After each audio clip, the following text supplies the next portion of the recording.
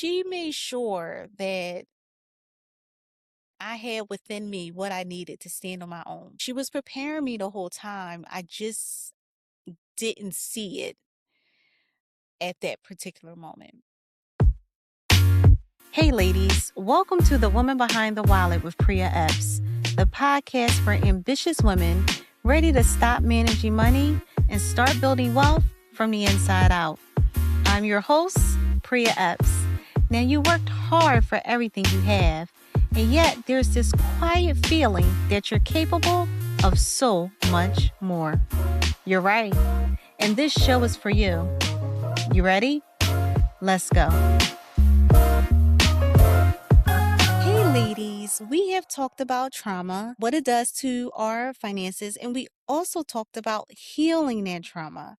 But today I want to do something a little different. I want to talk about the woman that shaped the way that I see money. Not through formal lessons, though, but through how they lived and what they gave me and how they showed me without even knowing that they were teaching me anything at all. In doing this work, I've learned that our money story doesn't necessarily start with our first paycheck. It starts long before that. It starts in the homes that we grew up in and the people that we were around, the people that showed us what having enough looks like and what not having enough looks like. It taught us through the tables that we sat at. For me, my story begins with one woman, and I call her Grandmom. I alluded to her in my previous episode. Everyone called her Grandmom, but she was my great aunt. She was my father's aunt. Aside from God, she's a big part of why I am standing here today. So when I was born, Grandma was already 69, but she never really felt old to me. Um, Even though her age said otherwise. She was just kind in a way that some people are just that. It shows up in the small things, just asking how you doing and being really concerned about your well-being. That's the kind that you may not fully understand until you get grown. When you're young, you don't necessarily get it, but once you get older, you're able to recognize just how awesome and amazing that person really was. And for my grandma, almost all of my family lived with her at some point. She housed almost all of us. Her door was always open. She just made you feel at home. She never wanted anyone that stepped through those doors to feel like a guest. You felt like you belonged. That's because of the warmth that she embodied. I remember she cooked dinner every night. And that's where I get my cooking dinner every night from. I cook dinner every night for my girls. Now, it's no 3, 4 course meal. No, we're not having that. But we cook every night and we sit down and eat at the table every night together as a family. When she cooked, she always made white rice, Carolina rice, to be exact. I don't care if she had macaroni on the table. I don't care if she had potatoes on the table. If she had any other type of side, we always had rice. When I was younger, please don't judge me, y'all. When I was younger, after elementary school, she would have fat back waiting for me. So for all of you that don't know what fatback is, I call it white bacon. It's basically a big piece of salt. Why was I eating fatback in elementary school? But I loved it at the time, which could be why I have high blood pressure now. Anyway, so she would have that waiting for me because she knew how much I loved it. And because I loved it, she just wanted to have that available to me. So, quick funny story about my grandmom and her husband. I call him Uncle Henry. So it's funny because I don't call him granddad, call him Uncle Henry, but I call my grandma. So I was sick one day at school. I had to go home early, so Uncle Henry came and picked me up. So I'm not necessarily sure where my grandma was this particular day. She is the cook of the house. Uncle Henry did not cook. So he asked me what I wanted when I came home from school sick. I said, "Oh, I want some French toast." So he said, "Okay." And he put the bread in the toaster. He called it French toast.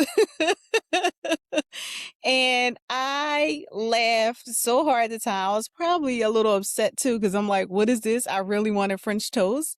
But that just goes to show how she just took that on. She was the cook.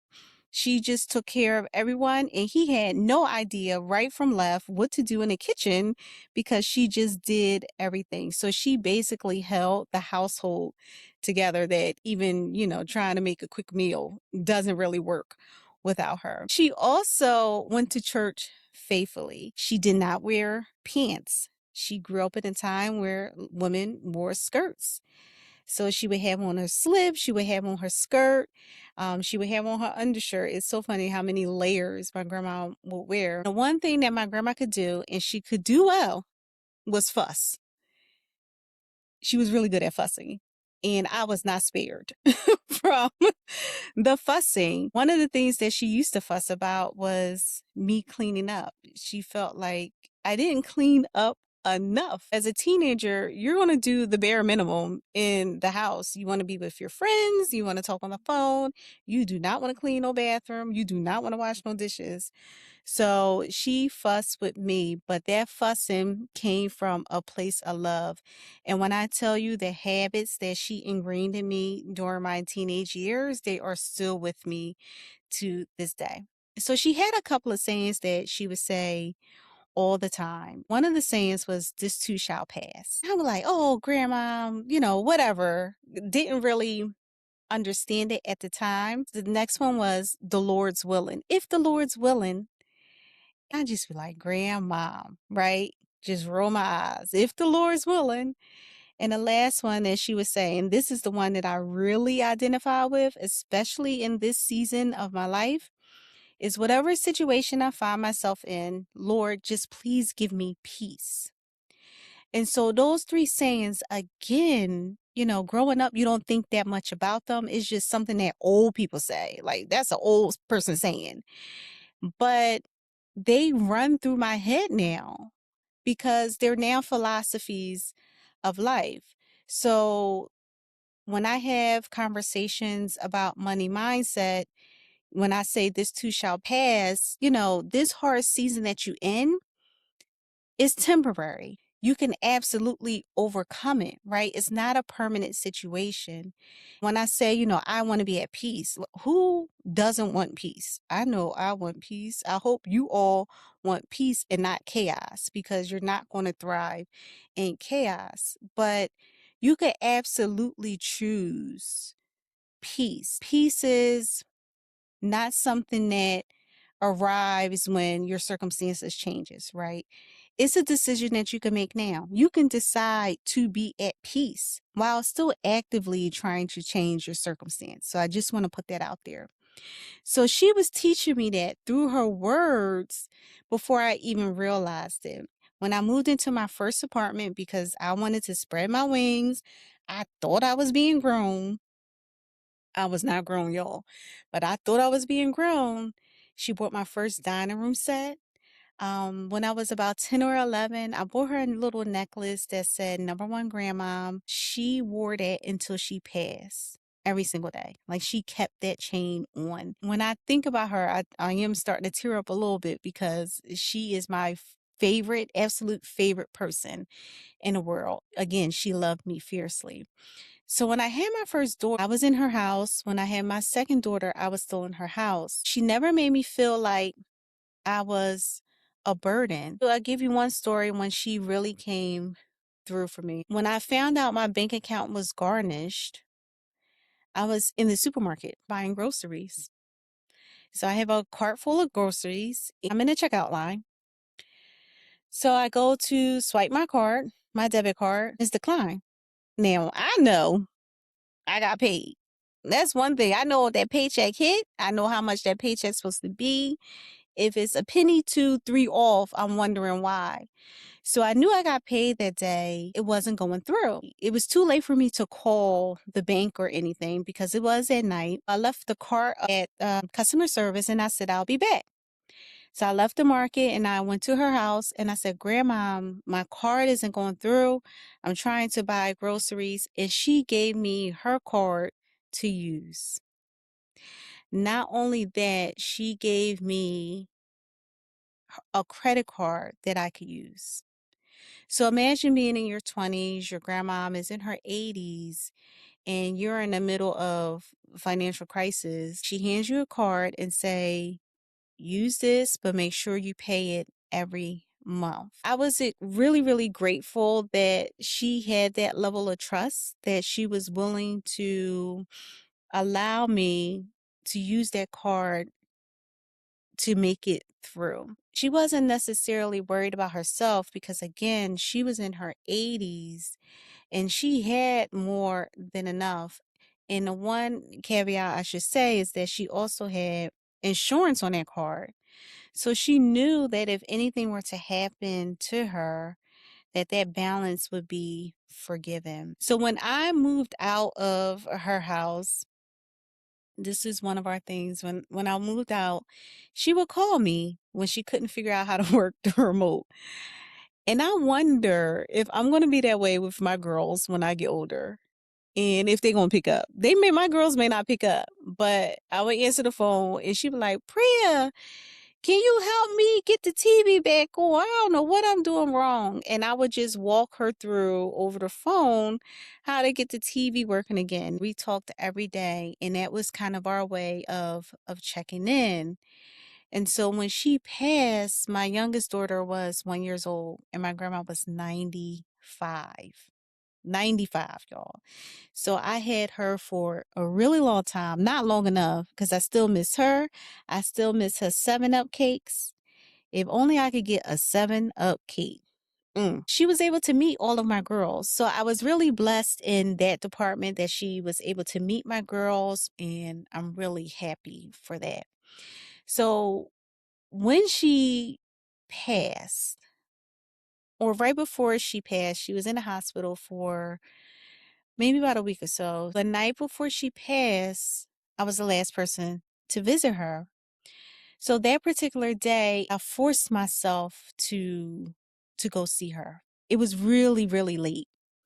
So I went there and I sat with her. Something just told me like you need to go and you need to see her. So I left her hospital room around midnight and she ended up passing like 5 something that next morning. So a part of me knew that her time was coming to an end. That is the reason why I was so adamant about going that particular night. So her passing, her death, devastated because she was the one person that was always in my corner. And I felt like she was my last person. She was the one who understood me. She was the one that I could fall back on. And when she passed, I had to come to terms with that. All right now, Priya, you're out here by yourself. But here's what I knew in that moment and what I know for sure now. If she was the only person I had left and I'm still standing and she's gone, I'm going to be okay. And it was that kind of wherewithal that basically held me together my entire life. I am going to be okay. Not because I wasn't afraid, because I have no one really that I could rely on at this point. But she made sure that I had within me what I needed to stand on my own. She was preparing me the whole time. I just didn't see it at that particular moment. So when it comes to money, her and I never really discussed it. But she had a home. She had a nice home in Philly. She was careful about what she had. She took care of what she had. She didn't hoard anything, but she was very intentional. She was very giving. She understood what being a good steward meant. What she did have, she shared willingly. She shared her time, she shared her space, she shared her money when it was necessary. I mean, look, she gave me her card when I was drowning. She gave freely because she knew that she would be blessed beyond measure. So when you give to someone, when you are a blessing to someone, blessings come back to you. She didn't necessarily give from a place of scarcity. She gave from a place of abundance because she knew that she had more than enough. She had people that loved her dearly. She had enough to get by. So if someone was in need and she could help, she absolutely did that. When we think about holistic wealth, she had a full legacy and she touched a lot of lives, a lot of lives. So for me, that's what wealth looks like. It looks like leaving behind an imprint on everyone that you actually meet. As a financial coach, I want to be that kind of person for my clients. So before we close, there is one other woman that shaped part of my story too, just differently. I won't name her name, but she was also someone that showed up for me at a critical moment and went out her way to make sure that I was okay and that my kids would be okay. So she co-signed on a private student loan so that I could go back to school. Now, I want y'all to hear me loud and clear. Do not co-sign on any loans for anybody.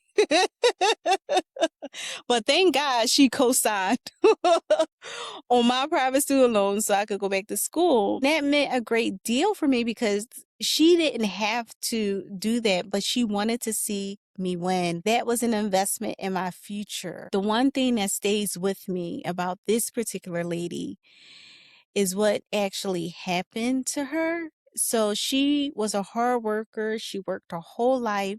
She saved. She had more than enough. She would say when she retired, she was going to start traveling. She wanted to travel. She wanted to see the world. She wanted to do all the things that she was putting off.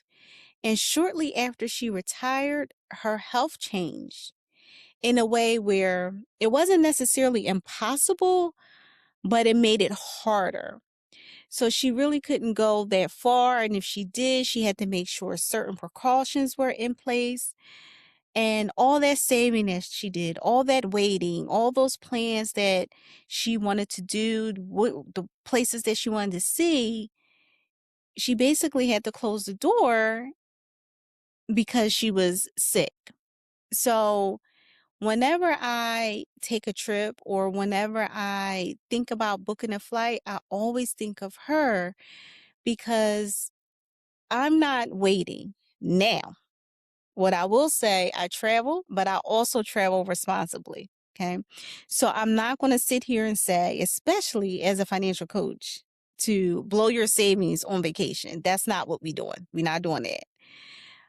But what I will say is that if you budget properly, then you should absolutely travel. If travel is one of those things that you want to do, don't wait until it's too late or wait for the right time because the right time may never come. And for me watching that, I decided that was not going to be my story. So there is a balance between building for the future and living in the present.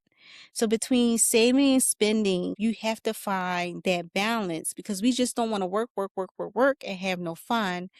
But we don't want to play all day and then you turn around, look, and you have absolutely nothing, or you asking, your family members to help you with this GoFundMe because you don't have money to bury somebody, right? So that's not what we're doing. We have to find a good balance and maintain it.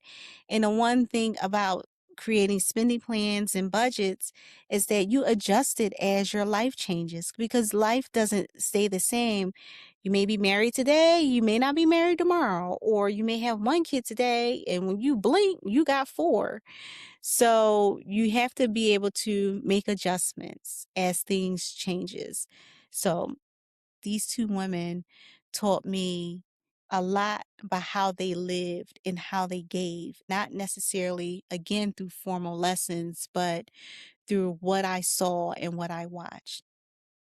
I started this episode by saying that your money story didn't start when you got your first paycheck. It started long before that. What I hope that you heard today is that the people who shape your money stories weren't always trying to teach you something, right? They were just living their lives, living it out loud, loving out loud, and just showing up in the ways that they knew how to. They may not necessarily realize that they were teaching you something. My grandma did not sit me down to explain savings, credit, interest, investing, none of that. But she showed me what a paid off house looks like, what giving from a place of abundance and not necessarily fear, how to be intentional and generous and present and take care of what you currently have. All of those lessons, although they are intangible, they are probably the best lessons that I've learned in my life.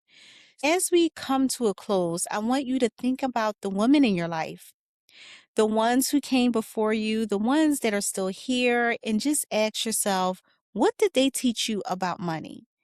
Not what they said, but what they showed you with their choices, their mistakes, their sacrifices, and even their generosity. What did they teach you about money? Because when you think about that, somewhere in there is your answer.